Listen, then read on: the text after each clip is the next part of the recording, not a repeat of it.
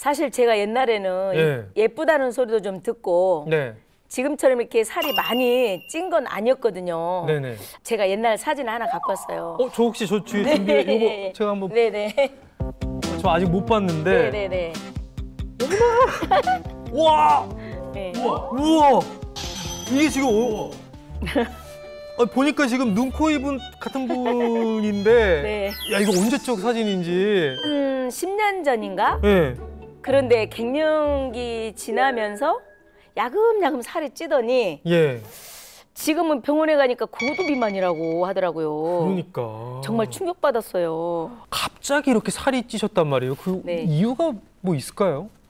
사람들은 제가 막 등치가 있으니까 네네. 엄청 먹는 줄 알아요. 그러니까 이제 저도 살을 빼려고 먹는 양도 줄였고 네. 또 요즘에는 소화가 너무나 잘 안 되니까 네. 옛날보다 조금 더 줄였어요, 양을. 골골 주민의 대답 속에 답이 있습니다. 일단 갱년기, 여성 호르몬이 감소하면서 기초 대사량도 떨어지고 그래서 예전보다 살도 더 쉽게 찌게 됩니다. 그리고 또 하나, 소화가 아까 안 된다고 하셨어요. 맞습니다. 이 소화불량은 갱년기 여성분들한테 흔하게 나타나는 증상인데요. 여성 호르몬이 감소하면 자율신경계 균형이 깨지게 되고 위와 장의 운동이 저하될 수 있기 때문입니다. 그러니까 이제 나이가 들고 갱년기가 되면 자연스럽게 누구나 이렇게 소화력이 좀 떨어지는 건가 봐요. 자, 우리가 음식을 먹는다고 하면은 이게 잘근잘근 씹고 위에서 움직이는 이런 기계적 소화뿐만 아니라 화학적 소화를 통해서 음식들을 잘게 잘라고 분자 단위가 돼서 소장으로 흡수가 돼야 그 영양분이 되잖아요. 이때 중요한 역할을 담당하는 게 바로 소화효소입니다. 소화효소. 근데 문제는 나이가 들면 여성으로만 감소하는 게 아니에요. 바로 이 중요한 소화효소도 줄어들기 때문에 소화가 잘 안 되는 겁니다. 한의학적으로 봤을 때요, 골골 주민은 전형적인 식적형 비만이라고 할 수 있습니다. 쉽게 말해서 소화장애라고 할 수 있습니다. 소화 기능이 약해지고 저하되면서 음식이 제대로 소화되지 못하고요. 그게 그대로 몸 안에 쌓이면서 비만이 발생하게 되는 거죠.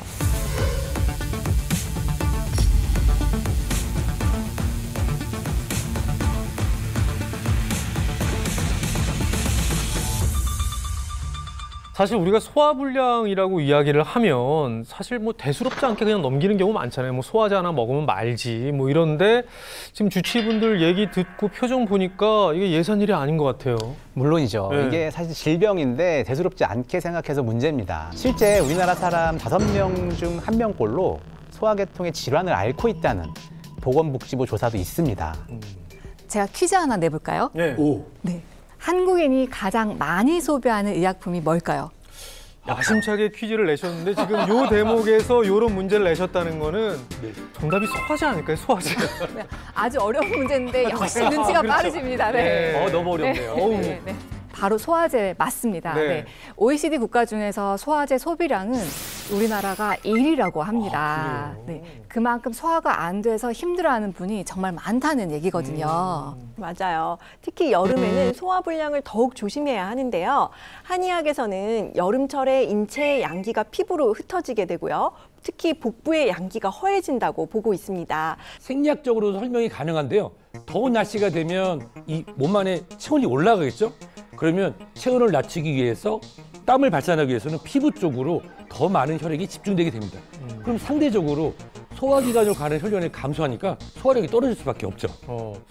재미있는 예를 하나 들어드릴게요. 조선시대에 궁중 궁궐 궁녀들은요, 임금님 눈에 들기 위해서 열심히 다이어트를 했는데요. 방법이 굉장히 독특했습니다.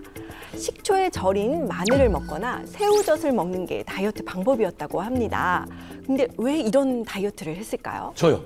이 초마늘에 함유된 알리신 성분, 이게 혹시 우리 위장관 운동을 좀 촉진시켜주는 그런 소화제 역할을 하지 않았을까. 그리고 새우젓 하면은 대부분 다 육류랑 같이 먹잖아요. 그래서 고기 찍어 먹을 때도 소화 잘 되라고 톡 하니까. 네, 맞습니다. 소화가 잘 돼야 날씬해질 수 있다는 걸 그 옛날 조선시대에도 이미 알고 있었던 거예요. 야, 소화와 비만 이게 진짜 얘기를 들어보니까 굉장히 밀접한 관계가 있네요. 그렇죠. 예. 이 음식을 먹으면 소화가 잘 돼서 필요한 영양은 에너지로 사용이 되고 나머지는 또 잘 배출이 돼야 되는데 소화가 안 되면 이 기본적인 시스템이 무너지면서 음식을 먹어도 잘 흡수가 되지 않고 몸의 노폐물은 또 노폐물대로 쌓이는 겁니다. 집에 음식물 쓰레기를 한번 생각해 보세요. 이걸 바로 버리면 괜찮은데 며칠씩 방치하면 어떻게 될까요? 남편이 쫓겨나겠죠. 부인한테 엄청 혼나죠. 그렇죠. 거기다가 냄새도 나고 벌레도 생기잖아요. 예. 우리 몸도 마찬가지입니다. 이 섭취한 음식물이 장에 남아서 제대로 소화가 되지 않으면 썩으면서 가스가 차고 뱃속이 더부룩해집니다. 만약 한번 생각을 해볼까요? 제대로 소화되지 않은 음식물이 장내에 있다. 이게 노폐물이죠. 독소가 만들어지겠죠.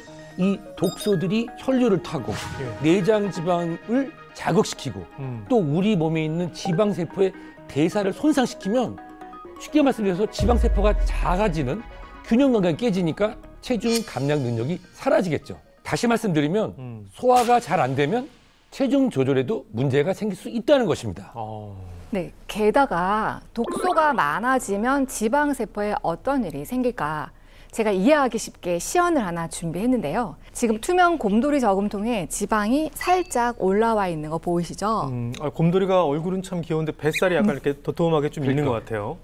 제 손에 들린 이 액체가 독소라고 하면요. 독소가 지방세포에 달라붙으면 어떻게 될까요? 오. 보시는 것처럼 예. 부피가 점점 더 커지겠죠. 이게 지금 우리 몸속에서 일어난다고 생각을 하니까 이게 너무 지금 막 속이 답답해지네요. 아우. 어우. 네, 따라서 소화가 잘 되지 않아서 몸속에 독소가 차게 되면 이렇게 지방세포가 크기를 키우고 뱃살이 더 쉽게 찌게 되는 겁니다.